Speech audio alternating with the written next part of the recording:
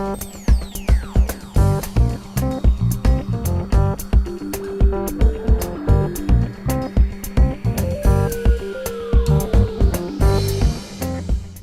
Everyone, എല്ലാവർക്കും സുഖമല്ലേ? നമ്മൾ ഇന്ന് മുതൽ നമ്മുടെ 9ാം ക്ലാസ്സിലെ ഇംഗ്ലീഷ് ചാപ്റ്റേഴ്സ് പഠിച്ചു തുടങ്ങുകയാണ്. അപ്പോൾ ഞാൻ വിദ്യ, ഞാൻ നിങ്ങളുടെ കൂടെ ഉണ്ടായിരിക്കും. നമുക്ക് ഇന്ന് ആദ്യത്തെ യൂണിറ്റ് ആയിട്ടുള്ള ആസ്പയർ ടു വിൻ മുതൽ അങ്ങ് തുടങ്ങിയാലോ? ഓക്കെ, ഈ ആദ്യത്തെ യൂണിറ്റിൽ നമ്മൾക്ക് പഠിക്കാനുള്ളത് സ്പോർട്സ്മാനെ എങ്ങനെയെല്ലാം ഇൻസ്പയർ ചെയ്യാം എന്നുള്ളതിനെ കുറിച്ചുള്ള ചെറിയൊരു യൂണിറ്റാണ്. നിങ്ങൾക്ക് സ്പോർട്സ് ഇഷ്ടമാണെങ്കിൽ ഈ യൂണിറ്റ് തീർച്ചയായിട്ടും ഇഷ്ടപ്പെടുമെന്ന് എനിക്ക് തോന്നുന്നു. അപ്പോൾ ആസ്പയർ ടു വിൻ എന്നുള്ളതിൻ്റെ അർത്ഥം എന്താണ്? യെസ്, നമുക്കെല്ലാവർക്കും അറിയാം. ആസ്പയർ എന്ന് പറയുമ്പോൾ ഇൻറ്റൻസ് ഡിസയർ, നമുക്ക് അതിയായിട്ടുള്ള ആഗ്രഹമാണ്. എന്തിനുള്ള അതിയായിട്ടുള്ള ആഗ്രഹം? ടു വിൻ, ജയിക്കാനുള്ള അതിയായിട്ടുള്ള ആഗ്രഹം. അപ്പോൾ യൂണിറ്റിൻ്റെ പേര് കാണിക്കുന്നത് പോലെ തന്നെ ജയിക്കുമ്പോൾ എന്തൊക്കെ സംഭവിക്കുന്നു, അല്ലെങ്കിൽ ജയിക്കാൻ വേണ്ടി നമുക്ക് എന്തെല്ലാം ചെയ്യാൻ പറ്റും എന്നുള്ള തരത്തിലുള്ള കാര്യങ്ങളാണ് നമുക്ക് ഈ യൂണിറ്റിൽ പഠിക്കാനുള്ളത്. അപ്പോൾ ഈ യൂണിറ്റിലെ ആദ്യത്തെ ഷോർട്ട് സ്റ്റോറി ആയിട്ടുള്ള ദി റേസ് എന്ന ഷോർട്ട് സ്റ്റോറിയിലേക്ക് നമുക്ക് കടക്കാം. അപ്പോൾ ദ റേസ് എന്ന ഷോർട്ട് സ്റ്റോറി എഴുതിയിട്ടുള്ളത് നിഷ പഞ്ചാബി എന്ന എഴുത്തുകാരിയാണ്.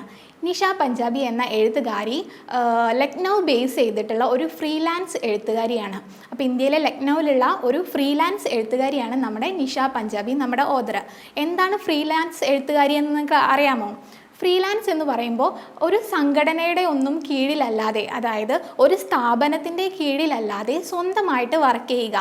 അവർ ചെയ്യുന്ന വർക്ക് അവർക്ക് വേണ്ടുന്ന സ്ഥാപനത്തിന് കൊടുത്ത് അവിടെ നിന്ന് ആ വർക്കിന് വേണ്ടുന്ന ക്യാഷ് മാത്രം മേടിച്ച് അത്തരത്തിൽ സ്വതന്ത്രമായിട്ട് വർക്ക് ചെയ്യുന്നതിനെയാണ് നമ്മൾ ഫ്രീലാൻസ് റൈറ്റേഴ്സ് എന്ന് പറയുന്നത്. അപ്പം നമ്മുടെ ഓതർ ഒരു ഫ്രീലാൻസ് റൈറ്ററാണ്. അവർ വർക്ക് ചെയ്തിരുന്നത് ദ ലക്നൗ ടൈംസ് എന്ന മാഗസിനിലായിരുന്നു. അത് ദ ടൈംസ് ഓഫ് ഇന്ത്യ എന്ന ന്യൂസ് പേപ്പറിൻ്റെ കീഴിൽ വരുന്ന ഒരു മാഗസിൻ ആയിരുന്നു. കൂടാതെ അവർ ഷിമ്മറിങ് സൺഷൈൻ blogspot.com എന്ന വെബ്സൈറ്റിൽ ഒരു ബ്ലോഗർ കൂടിയായിരുന്നു. അവർ ബ്ലോഗുകളെല്ലാം എഴുതാറുണ്ടായിരുന്നു. ദ റേസ് എന്ന നമ്മുടെ ഈ കഥ ഒരു അവാർഡ് വിന്നിംഗ് സ്റ്റോറി ആയിരുന്നു. ആ സ്റ്റോറി സ്പോർട്സ് കാറ്റഗറിയിൽപ്പെട്ട ഒരു കോമ്പറ്റീഷനിൽ ചിൽഡ്രൻസ് ബുക്ക് ട്രസ്റ്റ് എന്ന ട്രസ്റ്റ് നടത്തിയിട്ടുള്ള ഒരു കോമ്പറ്റീഷനിൽ 2001 അവാർഡ് വിന്നിംഗ് വർക്കായിരുന്നു നമ്മുടെ ദ റേസ് എന്ന കഥ. അപ്പം നമുക്ക് ഈ കഥയൊന്ന് വായിച്ചു നോക്കിയാലോ? അപ്പോൾ നമ്മളെപ്പോഴും സ്പോർട്സ് പേഴ്സൺസിനെ കുറിച്ച് പറയുമ്പോൾ നമ്മളെപ്പോഴും ജയിച്ചവരെ കുറിച്ചാണ് കൂടുതലായിട്ടും പറയുന്നത്, ശരിയല്ലേ? നമ്മളെല്ലാവരും വിജയിച്ചവരെ കുറിച്ചും റെക്കോർഡ് ബ്രേക്ക് ചെയ്തവരെ കുറിച്ചും ഒക്കെ എപ്പോഴും സംസാരിക്കാറുണ്ട്. എന്നാൽ ഇവിടെ തോറ്റുപോയവൻ്റെ കഥയാണ് പറയുന്നത്, തോറ്റുപോയവരെ കുറിച്ചുള്ളൊരു കഥ.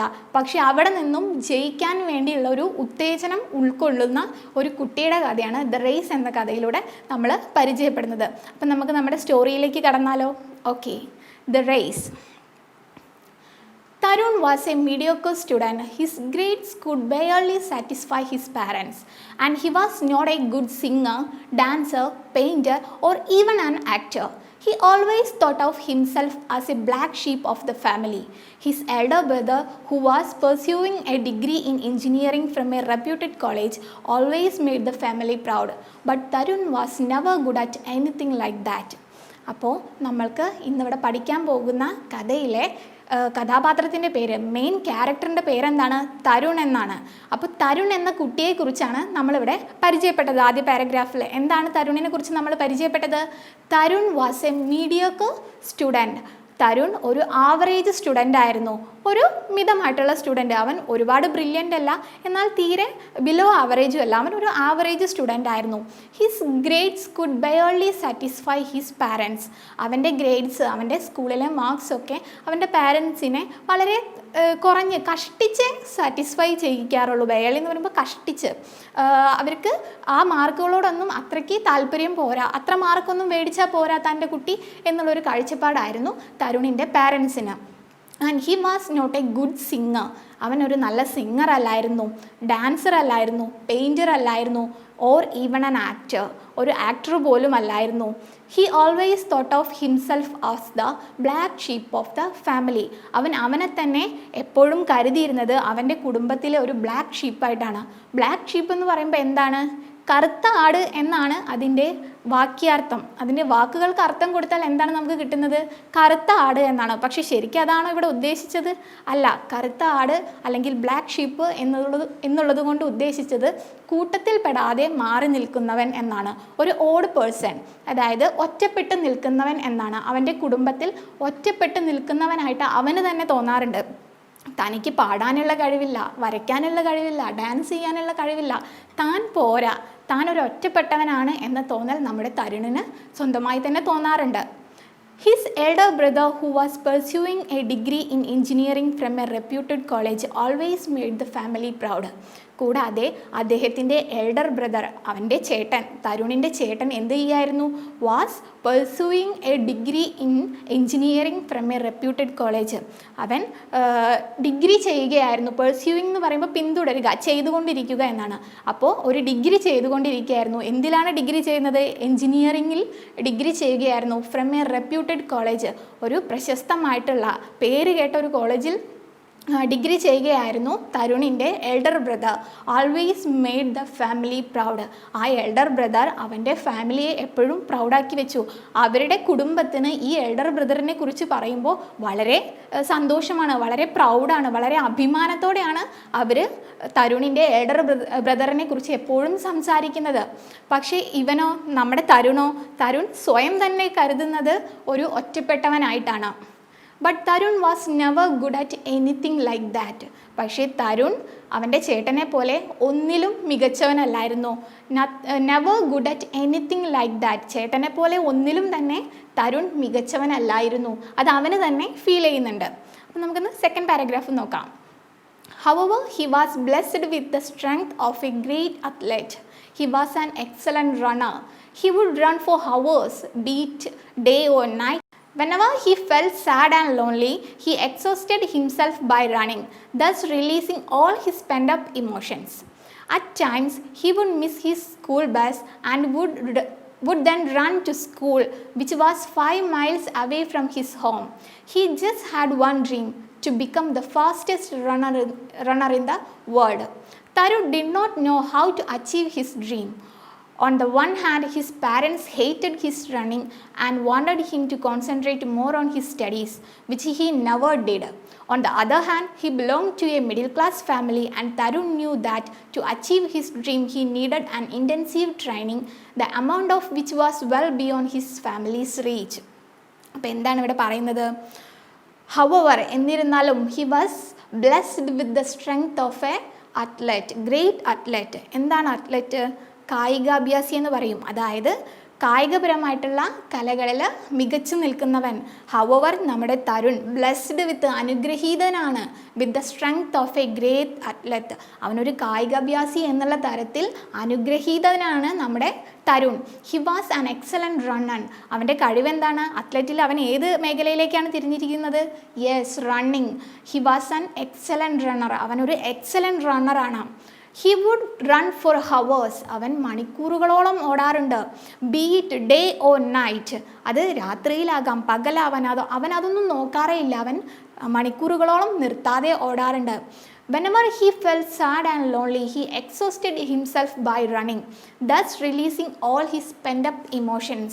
അവന് എപ്പോഴെല്ലാമാണോ വിഷമം തോന്നുന്നത്, അവന് എപ്പോഴെല്ലാമാണോ ഒറ്റപ്പെട്ടതായിട്ട് തോന്നുന്നത്, അപ്പോഴെല്ലാം അവൻ്റെ സങ്കടങ്ങളെ പെൻഡപ്പ് ചെയ്യാൻ, അതായത് ഒഴിവാക്കി വിടാൻ അവൻ എന്താണ് ചെയ്യുന്നത്?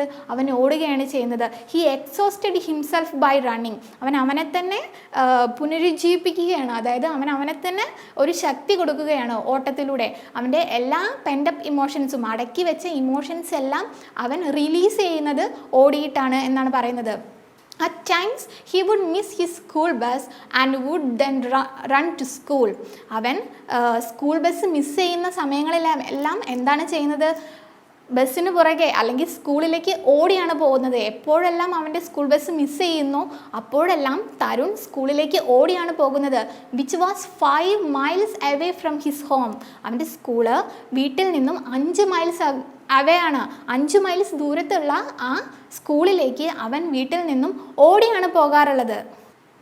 which was 5 miles away from his home. He just had one dream to become the fastest runner in the world. അവന് ഒരേ ഒരു ആഗ്രഹം മാത്രമേ ഉള്ളൂ.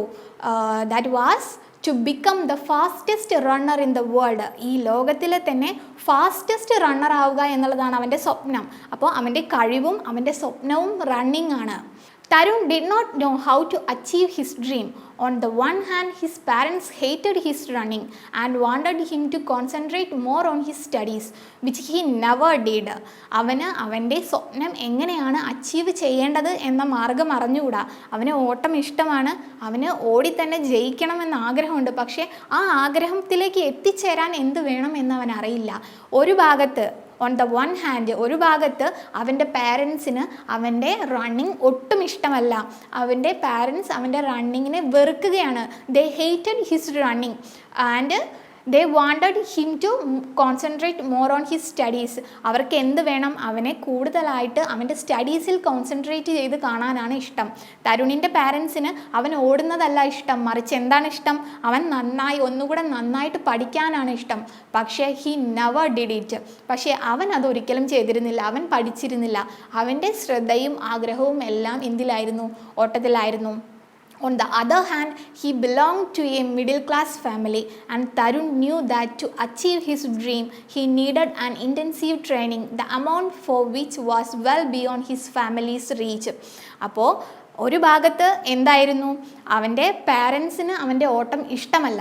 മറുഭാഗത്ത് എന്താണ്, ഓട്ടം എന്നുള്ള അവൻ്റെ സ്വപ്നം യാഥാർത്ഥ്യമാക്കാൻ ഇൻറ്റൻസീവ് ട്രെയിനിങ് വേണം, തീവ്രമായിട്ടുള്ള ട്രെയിനിങ് ആവശ്യമാണ്. ആ ട്രെയിനിങ് നേടിയെടുക്കാനോ ഒരുപാട് പണവും വേണം. ആ പണം അവൻ്റെ ഫാമിലിക്ക് ചിന്തിക്കാവുന്നതിലും അപ്പുറത്താണ് എന്നാണ് പറയുന്നത്. It was beyond his families reach. ആ പണം കണ്ടെത്തുക, അത്രയും അധികം എമൗണ്ട് കണ്ടെത്തുക എന്നുള്ളത് അവൻ്റെ കുടുംബത്തിന് ചിന്തിക്കാൻ കഴിയുന്നതിലും അപ്പുറത്താണ് എന്നാണ് പറയുന്നത്. When Tarun failed his terminal examinations, his father was very angry with him. അവൻ്റെ സ്വപ്നങ്ങളും, നമ്മൾ തരുണിനെ പരിചയപ്പെട്ടു, തരുൺ എങ്ങനെയുള്ള ഒരു കുട്ടിയായിരുന്നു എന്ന് പരിചയപ്പെട്ടു, അവൻ്റെ സ്വപ്നം എന്താണെന്ന് പരിചയപ്പെട്ടു, അവൻ്റെ സാഹചര്യങ്ങൾ എന്തൊക്കെയാണെന്ന് പരിചയപ്പെട്ടു. ഇനി നമുക്ക് എന്തൊക്കെയാണ് സംഭവിക്കാൻ പോകുന്നതെന്ന് നോക്കാം. അപ്പോൾ മൂന്നാമത്തെ paragraph. When Tarun failed in his terminal examinations, his father was very angry with him.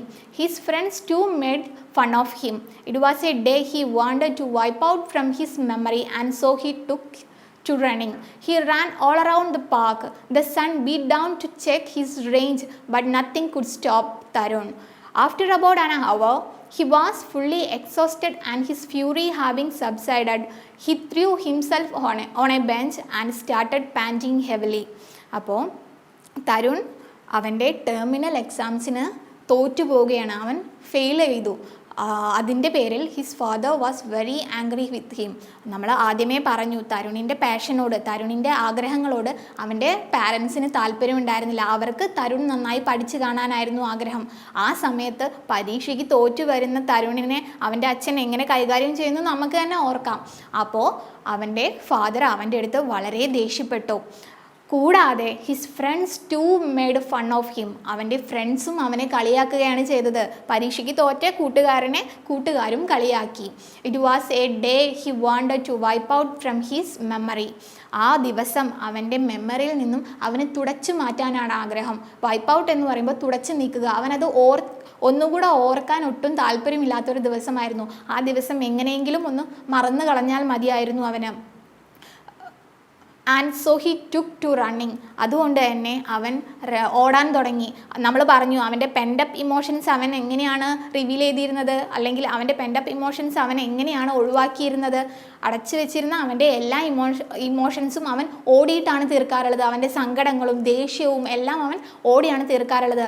ഇന്നത്തെ ദിവസം, അതായത് എക്സാമിന് തോറ്റു വന്ന ഈ ദിവസവും അവന് എങ്ങനെ മറന്നു കളയണമായിരുന്നു. അതിനുവേണ്ടി തരുൺ എന്താണ് ചെയ്തത്? He took to running. അവൻ ഓടാൻ തുടങ്ങുകയാണ്. He ran all around the park. അവൻ ആ പാർക്ക് മുഴുവൻ ഓടുകയാണ്. The sun beat down to check his range. സൂര്യൻ അവൻ്റെ റേഞ്ച് പരീക്ഷിക്കാൻ, അവൻ എന്തുമാത്രം കാര്യക്ഷമതയുണ്ട്, അവനെ തോൽപ്പിക്കാൻ ഞാനൊന്ന് നോക്കട്ടെ എന്ന മട്ടിൽ അവൻ്റെ ഉച്ചിയിൽ ആഞ്ഞടിക്കുകയാണ്. But nothing could stop Tarun. പക്ഷേ ഒന്നിനും തരുണിനെ നിർത്താൻ കഴിഞ്ഞില്ല, ഒന്നിനും തരുണിനെ തോൽപ്പിക്കാനായില്ല. ആഫ്റ്റർ അബൌട്ട് ആൻ അവർ, ഒരു മണിക്കൂറിന് ശേഷം, he was fully exhausted and his fury having subsided, he threw himself on a bench and started panting heavily. ഒരു മണിക്കൂറോളം അവൻ ഓടി. ഒരു മണിക്കൂറിന് ശേഷം അവൻ ഫുള്ളി എക്സോസ്റ്റഡ് ആയിട്ട് അവൻ്റെ എല്ലാ ഫീലിങ്സും പോയി കഴിഞ്ഞിരുന്നു. അത്രയും ഓടിയപ്പോഴേക്കും അവൻ്റെ എല്ലാ ഫീലിങ്സും പോയി കഴിഞ്ഞിരുന്നു. അവൻ്റെ ദേഷ്യവും കോപവും എല്ലാം സബ്സൈഡ് ചെയ്തു. അതെല്ലാം ഒഴിവാക്കിക്കൊണ്ട്, അതെല്ലാം കുറഞ്ഞതിന് ശേഷം, he threw himself on a bench, അവൻ പാർക്കിലുള്ളൊരു ബെഞ്ചിലേക്ക് വന്ന് വീഴുകയായിരുന്നു. ആൻഡ് സ്റ്റാർട്ടഡ് പാൻറ്റിങ് ഹെവിലി, ശക്തമായിട്ട് ദീർഘനിശ്വാസം വലിക്കാൻ തുടങ്ങി. ഓടി വന്ന് അവൻ ദീർഘനിശ്വാസം വലിക്കാൻ തുടങ്ങുകയായിരുന്നു. അപ്പോൾ ഇത്രയും പറഞ്ഞത് മനസ്സിലായല്ലോ. നമ്മൾ ആരെക്കുറിച്ചാണ് പറഞ്ഞത്? തരുൺ എന്ന കുട്ടിയെക്കുറിച്ച്. അവൻ്റെ ക്യാരക്ടർ സ്കെച്ച് എഴുതാൻ നിങ്ങൾക്ക് ഇനി സാധിക്കുമോ? എന്തൊക്കെയാണ് തരുണിൻ്റെ പ്രത്യേകതകൾ? Tarun was an mediocre student അല്ലേ? തരുൺ ഒരു ആവറേജ് സ്റ്റുഡൻ്റ് ആയിരുന്നു. അവൻ്റെ ഗ്രേഡ്സ് ഒന്നും അവൻ്റെ പാരൻസിനെ ഒരിക്കലും സാറ്റിസ്ഫൈ ചെയ്തിട്ടില്ല. മറിച്ച് അവന് എന്തിനായിരുന്നു ആഗ്രഹം? അവൻ ഒരു ഗുഡ് സിംഗറോ ഡാൻസറോ പെയിൻറ്ററോ ഈവൺ ആൻ ആക്ടർ ഒന്നുമല്ലായിരുന്നു. അവൻ്റെ ഫാമിലിയിൽ അവനൊരു ബ്ലാക്ക് ഷീപ്പായിട്ടാണ് സ്വയം കരുതിയിരുന്നത് തന്നെ. അവൻ്റെ എൽഡർ ബ്രദർ എന്ത് ചെയ്യുകയായിരുന്നു? പെർസ്യൂയിങ് ഡിഗ്രി ഇൻ എൻജിനീയറിങ്ങിൽ ഡിഗ്രി എടുക്കുന്ന അവൻ്റെ എൽഡർ ബ്രദർ അവരുടെ ഫാമിലിയുടെ തന്നെ പ്രൗഡായിരുന്നു. പക്ഷെ നമ്മുടെ തരുണിന് അത്തരത്തിലുള്ള യാതൊരു കഴിവും ഉണ്ടായിരുന്നില്ല. മറിച്ച് അവനുണ്ടായിരുന്ന കഴിവ് എന്തിനായിരുന്നു? റണ്ണിങ്ങിലായിരുന്നു. അപ്പോൾ അത്തരത്തിലുള്ള ആ റണ്ണിങ് എന്ന കഴിവിൽ അവന് മികച്ച വിജയം നേടണമെന്ന് അവൻ്റെ മനസ്സിൽ ആഗ്രഹമുണ്ടായിരുന്നു. പക്ഷെ ആ ആഗ്രഹം നേടിയെടുക്കാൻ തരുണിൻ്റെ മുന്നിൽ 2 തടസ്സങ്ങളായിരുന്നു ഉണ്ടായിരുന്നത്. ശരിയല്ലേ? എന്തൊക്കെയായിരുന്നു ആ തടസ്സങ്ങൾ? ഒന്നാമത്തേത് അവൻ്റെ പേരൻസിന് ഒട്ടും ഇഷ്ടമല്ലായിരുന്നു എന്നത് തന്നെയാണ്. അവൻ ഓടുന്നതിനേക്കാൾ അവർക്ക് ഇഷ്ടം അവൻ ഒന്നുകൂടെ നന്നായിട്ട് പഠിക്കുന്നതായിരുന്നു. പക്ഷേ ഒരിക്കലും തരുണിനെ കൊണ്ട് അതിനും സാധിച്ചിരുന്നില്ല. രണ്ടാമത്തെ പ്രോബ്ലം എന്തായിരുന്നു? ആ സ്വപ്നം അച്ചീവ് ചെയ്യുന്നതിലുള്ള രണ്ടാമത്തെ പ്രോബ്ലം ക്യാഷ് ആയിരുന്നു. ഒരു നല്ല ഇൻറ്റൻസീവ് ട്രെയിനിങ് കിട്ടാൻ വേണ്ടിയിട്ട്, നല്ലൊരു ട്രെയിനിങ്, അവൻ്റെ റണ്ണിങ് എന്നുള്ള കരിയറിലേക്ക് നല്ലൊരു ട്രെയിനിങ് കിട്ടാൻ വേണ്ടിയിട്ട് അവന് ഒരുപാട് കാശ് ആവശ്യമായിട്ടുണ്ടായിരുന്നു. ആ കാശ് ഉണ്ടാക്കുക എന്നുള്ള സ്വപ്നം അവൻ്റെ ഫാമിലിയെ സംബന്ധിച്ചിടത്തോളം വളരെ ഉയരത്തിലായിരുന്നു. അത്രയും എമൗണ്ട് ഉണ്ടാക്കുക എന്നുള്ളത് അവൻ്റെ ഫാമിലിക്ക് താങ്ങാൻ കഴിയുന്നതായിരുന്നില്ല. അങ്ങനെ ഇത്തരത്തിലൊരു സാഹചര്യത്തിലുള്ള നമ്മുടെ തരുണിന് ഒരിക്കൽ ടെർമിനൽ എക്സാംസിന് തോറ്റുപോയപ്പോൾ ഉണ്ടായ അനുഭവമാണ് പിന്നീട് നമ്മൾ പറഞ്ഞത്. അവൻ്റെ ഫാദർ അവനെ വല്ലാതെ വഴക്കു പറഞ്ഞു. ആ സങ്കടം തീർക്കാൻ അവൻ ഒരു പാർക്കിൽ പോയി മണിക്കൂറുകളോളം ഓടി. അത്തരത്തിൽ അവൻ്റെ സങ്കടം തീർത്ത് ഒരു ബെഞ്ചിൽ വന്നിരുന്ന തരുണിനെയാണ് നമ്മൾ കണ്ടത്. അപ്പം നിങ്ങൾക്ക് ഈ കഥ ഇഷ്ടമായല്ലോ. അപ്പം നമുക്കിതിലെ ടെക്സ്റ്റിൽ ക്വസ്റ്റ്യൻസിലേക്കൊന്ന് കടന്നാലോ? ആദ്യത്തെ ചോദ്യം നോക്കാം. Who do you like more, Tarun or his brother? Why? നിങ്ങൾക്ക് ആരെയാണ് ഇഷ്ടമായത്? തരുണിനെയാണോ അതോ നന്നായിട്ട് പഠിക്കുന്ന ആ ഫാമിലിയുടെ തന്നെ പ്രൗഡായിട്ടുള്ള അവൻ്റെ എൽഡർ ബ്രദറിനെയാണോ? വൈ? എന്തുകൊണ്ടാണ്? അത് നിങ്ങളുടെ ഇഷ്ടമാണ്. എനിക്ക് ഇഷ്ടപ്പെട്ടത് തരുണിനെയാണ്. കാരണം അവൻ്റെ എല്ലാ പോരായ്മകളും തിരിച്ചറിഞ്ഞ് അവനെ തന്നെ ആക്സെപ്റ്റ് ചെയ്തിട്ടുണ്ട്. ശരിയല്ലേ? നമ്മൾ ഇത്രയും കണ്ട തരുണൻ അവൻ്റെ എല്ലാ പോരായ്മകളും തിരിച്ചറിഞ്ഞ് അവൻ്റെ കഴിവും തിരിച്ചറിഞ്ഞ് അവനെ ആക്സെപ്റ്റ് ചെയ്തിട്ടുണ്ട്. അതുകൊണ്ട് തന്നെ എനിക്കിഷ്ടം തരുണിനെയാണ്. നിങ്ങളുടെ ഇഷ്ടം നിങ്ങൾ പറയുക.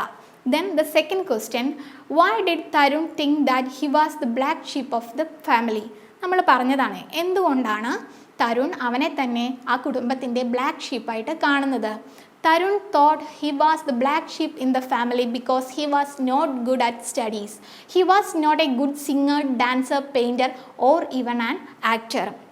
അവൻ സ്വയം കരുതുകയാണ് അവൻ ആ കുടുംബത്തിൽ ഒറ്റപ്പെട്ട ഒരാളാണെന്ന് അവൻ സ്വയം കരുതുകയാണ്. He was not a good singer. അവൻ നല്ലൊരു പാട്ടുകാരനല്ലായിരുന്നു, ഒരു നല്ല ഡാൻസർ അല്ലായിരുന്നു, ഒരു നല്ല പെയിൻറ്റർ അല്ലായിരുന്നു, ഓർ ഈവൺ ആൻ ആക്ടർ, ഒരു ആക്ടർ പോലും അല്ലായിരുന്നു. അതുകൊണ്ട് തന്നെ തൻ്റെ കുടുംബത്തിൽ ഒരു ഒറ്റപ്പെട്ട ആളാണ് എന്നാണ് തരുൺ സ്വയം കരുതിയിരുന്നത്.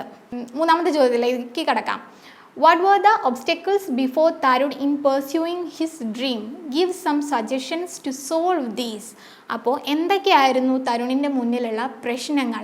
And suggest some suggestions to solve these. അതെല്ലാം മറികടക്കാനുള്ള കുറച്ച് നിർദ്ദേശങ്ങൾ കൊടുക്കാനാണ് നമ്മുടെ അടുത്ത് പറയുന്നത്. അപ്പോൾ എന്തൊക്കെയായിരുന്നു obstacles? One was the opposition from his parents. ഒന്ന് പാരൻസിൽ നിന്നുള്ള എതിർപ്പ് തന്നെയായിരുന്നു.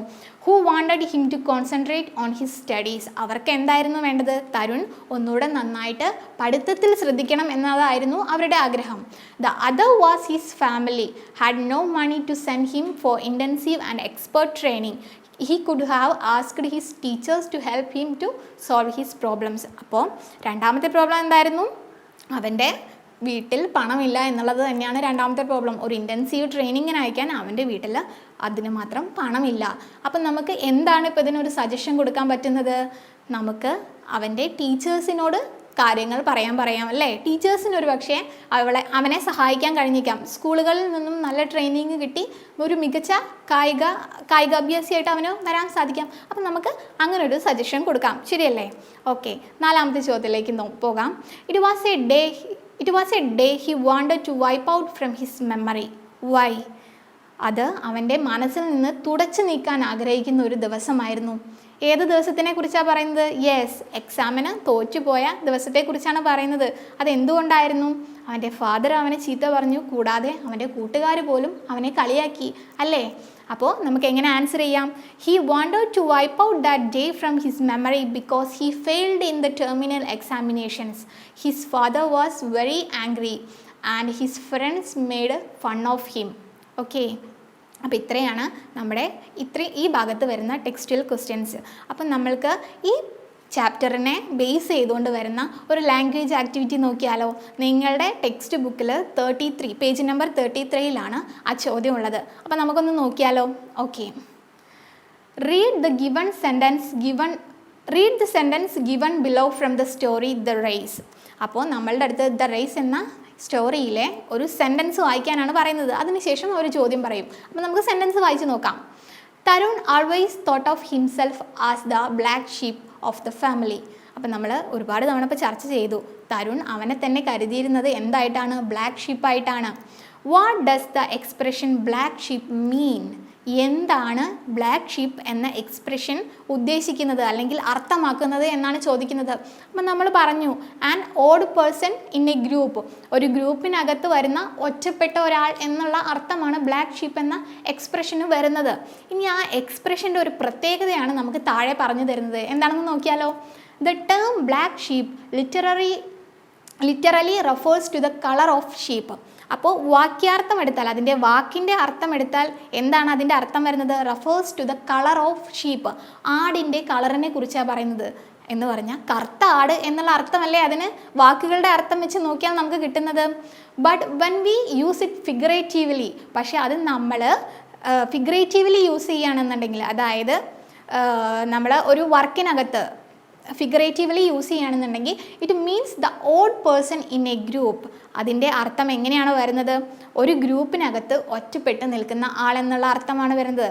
Such a group of words with a meaning different from the meanings of the individual words is called an idiom. ഇത്തരത്തിൽ അതിൻ്റെ ഇൻഡിവിജ്വൽ മീനിങ്ങിൽ നിന്നും വ്യത്യസ്തമായിട്ട് മറ്റൊരു മീനിങ് ഉള്ള വേർഡ്സിനെ അല്ലെങ്കിൽ എക്സ്പ്രഷനെയാണ് നമ്മൾ ഇഡിയം എന്ന് വിളിക്കുന്നത്. മനസ്സിലായോ? ഇപ്പം നമ്മളിവിടെ പറഞ്ഞു ബ്ലാക്ക് ഷീപ്പ് എന്ന എക്സ്പ്രഷൻ്റെ മീനിങ് ഓഡ് പേഴ്സൺ എന്നാണ്. പക്ഷേ അതിൻ്റെ വാക്കിൻ്റെ അർത്ഥം എന്താണ്? ബ്ലാക്ക് ഷീപ്പ് അല്ലെങ്കിൽ കറുത്ത ആട് എന്ന അർത്ഥം വരുന്ന ആ എക്സ്പ്രഷന് മറ്റൊരു അതിൽ നിന്നും ഭയങ്കര വ്യത്യസ്തമായിട്ട് അതുമായിട്ട് യാതൊരു ബന്ധവും ഇല്ലാത്ത മറ്റൊരു മീനിങ്ങാണ് അവിടെ വരുന്നത്. ഇത്തരത്തിൽ വാക്കുകളുടെ അർത്ഥമല്ലാതെ മറ്റൊരു മീനിങ് തരുന്ന എക്സ്പ്രഷനെയാണ് നമ്മൾ ഇഡിയം എന്ന് വിളിക്കുന്നത്. അപ്പോൾ നമുക്ക് താഴെ കുറച്ച് ഇഡിയംസിൻ്റെ എക്സാമ്പിൾസ് വരുന്നുണ്ട്. Read Ravi's diary entry given below and circle the idioms. നമുക്കൊരു ഡയറി എൻട്രിയാണ് തന്നിട്ടുള്ളത്. രവി എന്ന കുട്ടിയുടെ ഒരു ഡയറി എൻട്രി തന്നിട്ടുണ്ട്. അതിനകത്ത് കുറച്ച് ഇഡിയംസ് ഉണ്ട്. നമുക്കതൊന്ന് കണ്ടുപിടിച്ച് നോക്കിയാലോ? Saturday when I reached the ground it was raining cats and dogs. കിട്ടിയോ? നമുക്ക് പരിചയമില്ലാത്ത രണ്ട് words. Raining cats and dogs. Katz and dogs എന്ന് പറഞ്ഞ എക്സ്പ്രഷൻ ശരിയല്ലേ? അതിന് കാറ്റ്സ് ആൻഡ് ഡോഗ്സ് എന്നുള്ള അർത്ഥം തന്നെയാണോ വരുന്നത്? It was raining cats and dogs. കാറ്റ്സും ഡോഗ്സും, അതായത് നായും പൂച്ചയൊന്നും മഴ പെയ്ത് വീഴില്ലല്ലോ, വെള്ളം തന്നെയല്ലേ വീഴുള്ളൂ. അപ്പോൾ അവിടെ മറ്റെന്തോ ഒരു അർത്ഥമാണ് വരുന്നത്. ശരിക്കും കാറ്റ്സ് ആൻഡ് ഡോഗ്സ് എന്ന വേർഡ്സിൻ്റെ ആ എക്സ്പ്രഷൻ്റെ ലിറ്ററലി മീനിങ് അല്ല നമുക്ക് കിട്ടുന്നത്, മറ്റൊരു അർത്ഥമാണ് അവിടെ കിട്ടുന്നത്. അതാണ് ഇഡിയം. അപ്പോൾ അതാണ് ഫസ്റ്റ് ഇഡിയം അവിടെ വരുന്നത്. I felt blue as I was not sure if the match could be held. Viewers like me get a chance of watching a match only once in a blue moon. Second one, once in a blue moon. The ball was in the umpire's court. Third one, umpire's court. Finally, the match started and we enjoyed a wonderful game. Today is a red letter day in my life. Last one, red letter day. അപ്പോൾ ഇത്രയുമാണ് നമുക്ക് ആ diary എൻട്രിയിൽ നിന്നും കണ്ടുപിടിക്കാൻ സാധിക്കുന്ന idioms. ഇനി അതിൻ്റെയൊക്കെ meaning നമുക്കൊന്ന് നോക്കിയാലോ. Felt blue. എന്താണ് felt blue?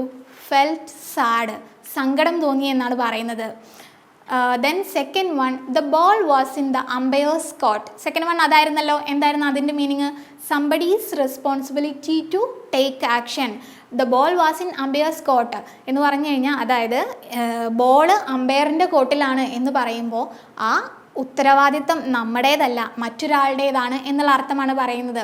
Then the third one, once in a blue moon. Once in a blue moon എന്ന് നമ്മൾ അതിൻ്റെ വാക്കുകളുടെ അർത്ഥം എടുത്താൽ നമുക്ക് എന്താ കിട്ടുക?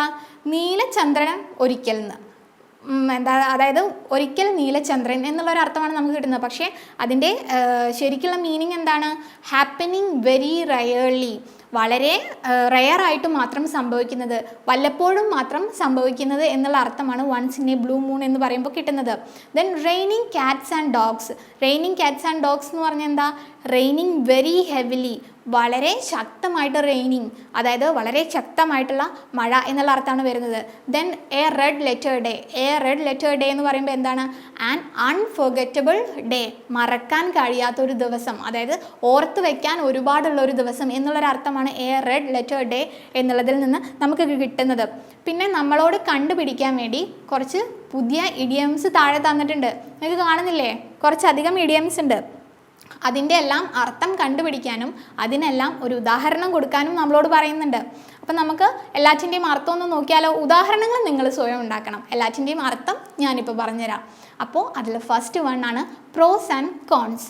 അതിൻ്റെ അർത്ഥം അഡ്വാൻറ്റേജസ് ആൻഡ് ഡിസഡ്വാൻറ്റേജസ്. അപ്പോൾ പ്രോൺസ് ആൻഡ് കോൺസ് എന്ന് പറഞ്ഞു കഴിഞ്ഞാൽ അഡ്വാൻറ്റേജസ് ആൻഡ് ഡിസഡ്വാൻറ്റേജസ്. ഈ ഒരെണ്ണത്തിന് മാത്രം ഞാനൊരു എക്സാമ്പിൾ പറഞ്ഞു തരട്ടെ. Okay, motherhood has both its pros and cons. Motherhood എന്ന് പറയുമ്പോൾ, അതായത് അമ്മയാകുക എന്ന് പറയുന്നതിൽ ബോത്ത് ഡിസഡ്വാൻറ്റേജസും ഉണ്ട് അഡ്വാൻറ്റേജസും ഉണ്ട്. അതിന് നല്ല വശങ്ങളുമുണ്ട് ചീത്ത വശങ്ങളുമുണ്ട്. മനസ്സിലായല്ലോ? അപ്പോൾ പ്രോസ് ആൻഡ് കോൺസ് എന്ന് പറഞ്ഞു കഴിഞ്ഞാൽ നല്ല വശങ്ങളുമുണ്ട് ചീത്ത വശങ്ങളുമുണ്ട്, അഡ്വാൻറ്റേജസ് ആൻഡ് ഡിസഡ്വാൻറ്റേജസ്. അപ്പോൾ സെക്കൻഡ് വൺ നോക്കാം. Bed of roses. Bed of roses എന്ന് പറഞ്ഞാൽ എന്താണ് അതിൻ്റെ മീനിങ് ആയിട്ട് വരുന്നത്? നോട്ട് എ പ്ലസൻറ്റ് സിറ്റുവേഷൻ, അത്ര നല്ല സിറ്റുവേഷൻ അല്ല എന്ന് കാണിക്കാനാണ് not a bed of roses എന്ന് പറയുന്നത്. അപ്പോൾ ബെഡ് ഓഫ് റോസസ് എന്ന് പറയുമ്പോൾ നമുക്ക് തോന്നും നല്ലതാണെന്ന്. റോസസ് എന്നൊക്കെ പറയുമ്പോൾ നമുക്ക് നല്ല ഫീൽ അല്ലേ? പക്ഷേ ശരിക്കും എന്താ മീനിങ് വരുന്നത്? നോട്ട് എ പ്ലസൻറ്റ് സിറ്റുവേഷൻ എന്നാണ്. അതിലൂടെ ഞാനൊരു ഉദാഹരണം പറഞ്ഞുതരാം. Leadership is not always a bed of roses. Leadership എന്ന് പറയുമ്പോൾ, മുന്നിൽ നിന്ന് നയിക്കുക എന്ന് പറയുന്നത് is not always a bed of roses. എപ്പോഴും അത് ബെഡ് ഓഫ് റോസസ് ആയിരിക്കില്ല, പ്ലസൻറ്റ് സിറ്റുവേഷൻ ആയിരിക്കില്ല എന്നാണ് പറയുന്നത്. മനസ്സിലായല്ലോ? Okay. Then third one, Herculean task. Herculean task എന്ന് പറയുമ്പോൾ വെരി ഹാർഡ് ടു പെർഫോം. നമുക്ക് പെർഫോം ചെയ്യാൻ, അവതരിപ്പിക്കാൻ അത്രയും ബുദ്ധിമുട്ടുള്ള ഒരു കാര്യത്തിനെയാണ് നമ്മൾ ഹെർക്കുലിയൻ ടാസ്ക് എന്ന് പറയുന്നത്. Then fourth one, blue blood. Blue blood എന്ന് പറയുമ്പോൾ A person of Noble birth, വളരെ ഉന്നതമായിട്ടുള്ള നിലയിൽ ജനിച്ച ഒരാൾ, അതായത് ഉന്നതിയിൽ ജനിച്ച ഒരാൾ എന്ന് കാണിക്കാൻ വേണ്ടിയിട്ടാണ് ബ്ലൂ ബ്ലഡ് എന്ന് പറയുന്നത്. Then crocodile tears. അത് നമ്മൾ മലയാളത്തിലും കേട്ടിട്ടുണ്ട്, മുതലക്കണ്ണീർ. ശരിയല്ലേ? അപ്പോൾ എന്താണ് അതിൻ്റെ മീനിങ്? ഇൻസിൻസിയർ ടിയേഴ്സ്. നമുക്ക് കള്ളത്തരം കാണിക്കുന്ന, സിൻസിയർ അല്ലാത്ത കണ്ണീര് കാണിക്കുക, വെറുതെ കാണിക്കാൻ വേണ്ടി കരയുക. നമ്മൾ സിനിമകളിലൊക്കെ കാണാറുണ്ട് പലരും മരിക്കുമ്പോൾ കള്ളക്കണ്ണീര് കാണിക്കുന്നത്. അപ്പോൾ ക്രൊക്കഡൈൽ ടിയേഴ്സ് എന്ന് പറയുമ്പോൾ insincere tears. Then sixth one, 11th hour. 11th hour എന്ന് പറയുമ്പോൾ ലാസ്റ്റ് മിനിറ്റ്. നമ്മളെല്ലാവരും ചെയ്യുന്നൊരു പരിപാടി ഉണ്ട്, ലാസ്റ്റ് മിനിറ്റിൽ പഠിക്കും. ഏത് ലാസ്റ്റ് മിനിറ്റിൽ? എക്സാമിൻ്റെ ലാസ്റ്റ് മിനിറ്റിൽ. അത് ഓർത്താൽ മതി. 11th ഹവർ എന്ന് പറയുമ്പോൾ last minute. Then in black and white. In black and white എന്ന് പറയുമ്പോൾ അതിൻ്റെ അർത്ഥം എന്താണ്? In return. In black and white എന്ന് പറയുമ്പോൾ എഴുതി തരണം, അതായത് ചില വാക്കുകൾ അല്ലെങ്കിൽ ചില ഫോംസ് ഒക്കെ ചില ഓഫീസിൽ ചെല്ലുമ്പോൾ എഴുതി തരണം എന്ന് പറയും, അല്ലെങ്കിൽ പോലീസ് സ്റ്റേഷനിൽ പോയിട്ട് പരാതി പറഞ്ഞാൽ പോരാ, എഴുതി കൊടുക്കണം. അപ്പോൾ അത്തരത്തിലുള്ള അവസ്ഥകളിൽ പറയാൻ ഉപയോഗിക്കുന്ന ഒരു ഫ്രേസാണ്, അല്ലെങ്കിൽ ഒരു ഫ്രേസാണ് എന്ത്, in black and white. In black and white എന്ന് പറയുമ്പോൾ എഴുതി തരണം, അതായത് ഇൻ റിട്ടൺ ഫോമിൽ വേണം എന്നുള്ളതിന് പറയുന്ന ഒരു ഫ്രേസാണ് in black and white. Then last one, red tape, ചുവപ്പ് നാട. നമ്മൾ മലയാളത്തിൽ പറയാറുണ്ട്. എന്താണ് ചുവപ്പ് നാട എന്നുള്ളതുകൊണ്ട് ഉദ്ദേശിക്കുന്നത്? മുടങ്ങിക്കിടക്കുന്ന അൺനെസസറി ഡിലേ, ആവശ്യമില്ലാതെ മുടങ്ങിക്കിടക്കുകയാണ്, അൺനെസസറി ആയിട്ട് ഡിലേ വരുന്ന കാര്യങ്ങളെ സൂചിപ്പിക്കാനാണ് റെഡ് ടേപ്പ് എന്ന ഫ്രേസ് കൊണ്ട് ഉദ്ദേശിക്കുന്നത്. അപ്പോൾ നിങ്ങൾക്ക് ഇത്രയും മനസ്സിലായെന്ന് വിചാരിക്കുന്നു. ദ റേസ് എന്ന തരുണിൻ്റെ കഥ നിങ്ങൾക്ക് ഇഷ്ടപ്പെട്ടെന്ന് വിചാരിക്കുന്നു. അപ്പോൾ ഈ കഥയുടെ ബാക്കിയുമായിട്ട് നമുക്ക് അടുത്ത ക്ലാസ്സിൽ കാണാം. അതുവരേക്കും ബൈ. Thank you.